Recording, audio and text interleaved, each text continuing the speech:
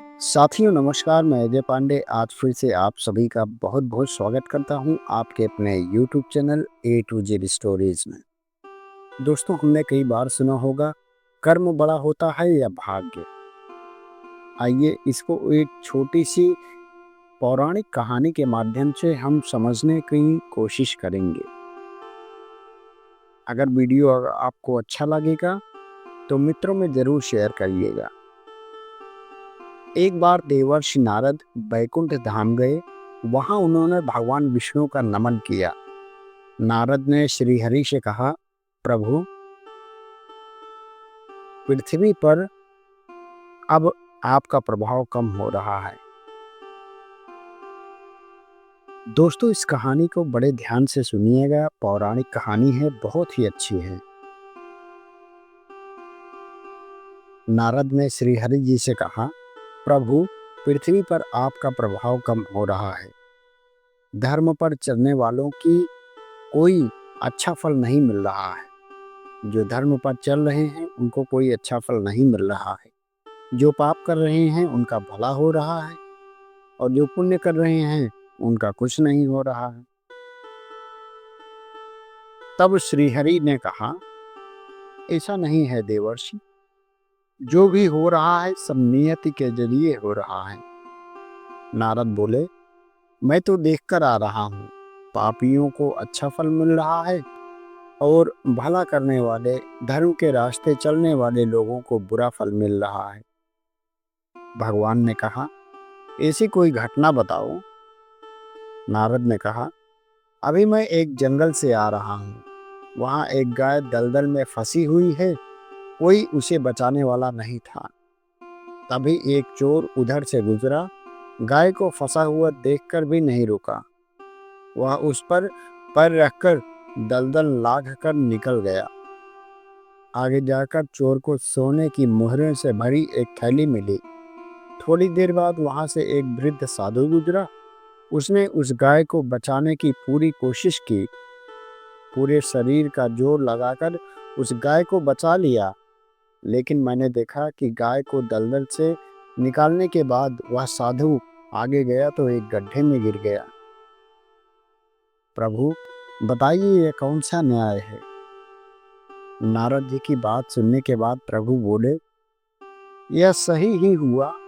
जो चोर गाय पर पैर रखकर भाग रहा था, उसकी किस्मत में तो एक खजाना था, लेकिन उसके इस पाप के कारण उसे केवल कुछ मोहरें ही मिली। वहीं उस साधु को गड्ढे में इसीलिए गिरना पड़ा क्योंकि उसके भाग्य में मृत्यु लिखी थी। लेकिन गाय को बचाने के कारण उसके पुण्य बढ़ गए और उसकी मृत्यु एक छोटी सी चोट में बदल गई। इंसान के कर्म से उसका भाग्य तय होता है। दोस्तों, इस कहानी से हमें क्या सीख मिली? इंसान को हमेशा कर्म करते रहना चाहिए, क्योंकि कर्म से भाग्य को बदला जा सकता है। इसीलिए कर्म को करते हुए हमें ईश्वर पर भरोसा रखना चाहिए। हाँ, ईश्वर पर भरोसा से याद आया, एक छोटी सी कहानी आपको आज और सुनाता हूँ मैं। एक राजा था। जब वह मंदिर जाता तो दो भिखारी उसके दाएं और बाएं बैठा करते थे। दाईं तरफ वाला कहता, हे ईश्वर, तूने राजा को बहुत कुछ दिया, मुझे भी दे दे। तो बाईं तरफ वाला कहता, हे राजा, ईश्वर ने तुझे बहुत कुछ दिया है, मुझे भी कुछ दे दे। दाईं तरफ वाला भिखारी बाईं तरफ वाले से कहता, ईश्वर से मांग, वो बाकी सब सुनने वाले हैं। ईश्वर से मांग, वो सबकी सुनने वाले हैं। बाईं तरफ वाला जवाब देता, चुप कर मूर्ख, राजा से मांगेंगे तो वो ज्यादा देंगे।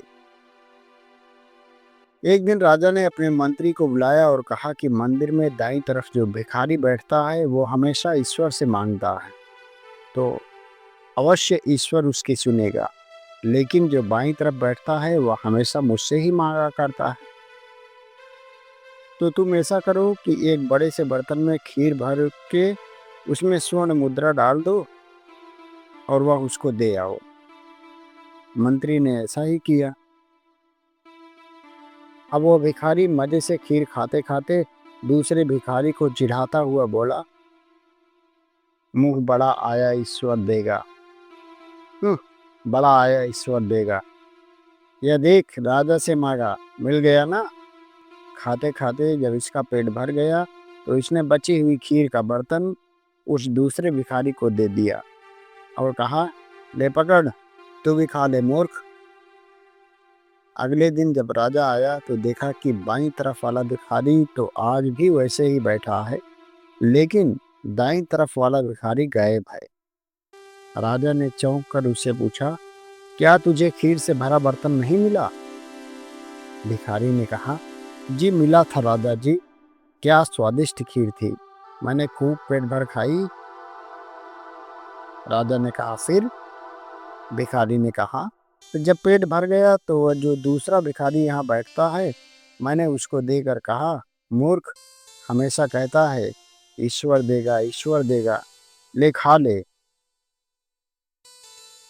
राजा मुस्कुराकर बोला, ईश्वर ही अवश्य देंगे।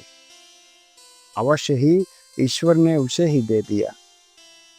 दोस्तों, जिसके भाग्य में जो होता है उसको प्राप्त होके ही रहता है। परमात्मा की आवाज कभी व्यर्थ नहीं जाती है।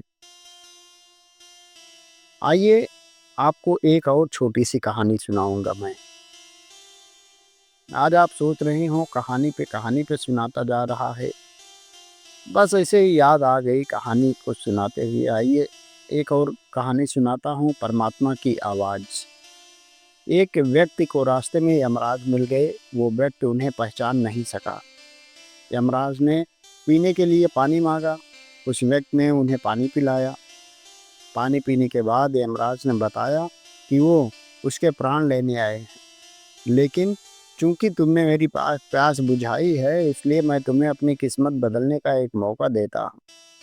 ये कहकर यमराज ने उसे एक डायरी देकर कहा, तुम्हारे पास 5 मिनट का समय है, इसमें तुम जो भी लिखोगे वही होगा, लेकिन ध्यान रहे केवल 5 मिनट। उस व्यक्ति ने डायरी खोलकर देखा तो पहले पेज पर लिखा था कि उसके पड़ोसी की लॉटरी निकलने वाली और वह करोड़पति बनने वाला। उसने वहां लिख दिया कि पड़ोसी की लॉटरी ना निकले। अगले पेज पर लिखा था, उसका एक दोस्त चुनाव जीतकर मंत्री बनने वाला है। उसने लिख दिया कि वह चुनाव हार जाए। इसी तरह वह पेज पलटता रहा और अंत में उसे अपना पेज दिखाई दिया। जैसे ही उसने कुछ लिखने का प्रयास किया, अपने लिए लिखने का प्रयास किया, यमराज ने उसके हाथ से डायरी ले ली और कहा, वत्स, तुम्हारा 5 मिनट का समय अब पूरा हुआ। अब कुछ नहीं हो सकता। तुमने अपना पूरा समय दूसरों का बुरा करने में निकाल दिया और अपना जीवन खतरे में डाल दिया। अतः तुम्हारा अंत निश्चित है। यह सुनकर वह व्यक्ति बहुत पछताया, लेकिन सुनहरा समय निकल चुका था। अब उसके पास सिवाय पछतावे के अलावा कुछ नहीं था। यही स्थिति आजकल दोस्तों समाज में भी है। आजकल लोग अपने दुख से दुखी नहीं हैं, दूसरों के सुख से सबसे ज्यादा दुखी हैं। आज दुख का कारण यही है कि व्यक्ति अपने अवगुणों, बुराइयों, कमी, कमजोरियों को देखने के बजाय दूसरे के अवगुणों को देखने में ही लगा रहता है। ऐसा व्यक्ति अपने जीवन के परम लक्ष्य को प्राप्त नहीं कर सकता। इसीलिए हो सके तो अपना समय परमात्मा के ध्यान, परमात्मा के ज्ञान को जीवन में उतारने और खुद को महान श्रेष्ठ बनाने में लगाएं। सदा अपना निरीक्षण करते रहें और कमियों को दूर करते रहें। इस कहानी का एक संदेश भी है। यदि ईश्वर ने आपको कोई शक्ति प्रदान की है तो कभी किसी का बुरा ना सोचिए। दूसरों का भला करने वाला हमेशा सुखी रहता है और ईश्वर की कृपा सदा उस पर बनी रहती है। हम दूसरों के प्रति अच्छी सोच रखेंगे, दूसरों के कल्याण का भाव हमारे मन में होगा तो हमारा भी कल्याण अपने आप हो जाता है।